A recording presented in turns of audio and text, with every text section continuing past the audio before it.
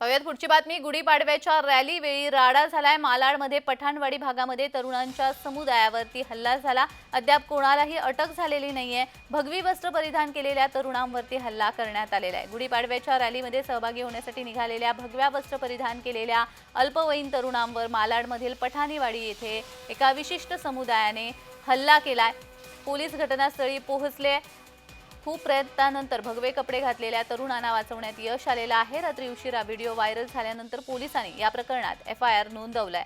मात्र या प्रकरणामध्ये अद्याप कोणालाही अटक करण्यात आलेली नाहीये। या संदर्भात अधिक माहिती देण्यासाठी आमचे प्रतिनिधी महेंद्र जोयल आपल्यासोबत जोडले गेलेले। महेंद्र, नेमका काय प्रकार घडलाय काल रात्री मालाडमध्ये?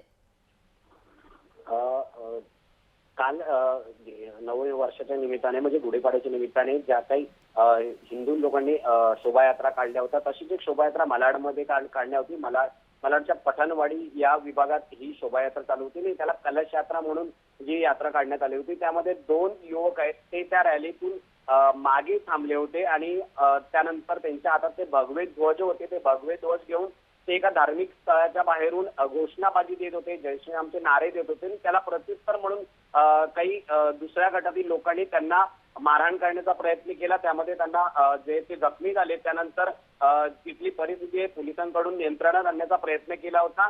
त्यानंतर सध्या तरी त्या ठिकाणी शांतता आहे। मात्र आता सध्या पाहायला गेलं तर आपण विश्व हिंदू परिषदेचे कार्यकर्ते ते मोठ्या प्रमाणात मालाड पोलीस स्टेशन बाहेर जमलेत आणि त्यांना 2 दिवसात अटक करण्याची जी मागणी आहे, अन्यथा आम्ही जे ते इथे आंदोलन करू आणि हिंदूंवरती असे हल्ले वाढतायत या विरोधात आम्ही जे ते उग्र असं इथे आंदोलन करणार आहोत, अशी जे ती विश्व हिंदू परिषदेच्या कार्यकर्त्यांची मागणी आहे। अगदीच महेंद्र, मात्र एफआयआर दाखल करून सुद्धा अद्यापही कोणाला अटक करण्यात आलेली नाहीये, असं का?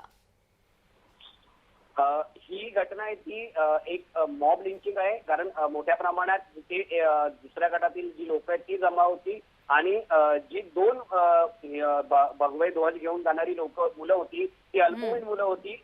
त्यामुळे पोलिसांकडून जी मुलं ज्या लोकांनी मारलंय त्या मुलांना त्यांच्याकडून त्यांची जी ओळख आहे ती करण्यामध्ये थोडी दिरंगाई होते, म्हणून ज्या आरोपींनी मारले त्यांना अटक करण्यामध्ये उशीर होतोय। मात्र पोलिसांकडून सांगितलं गेलंय की लवकरात लवकर त्यांना आम्ही अटक करू।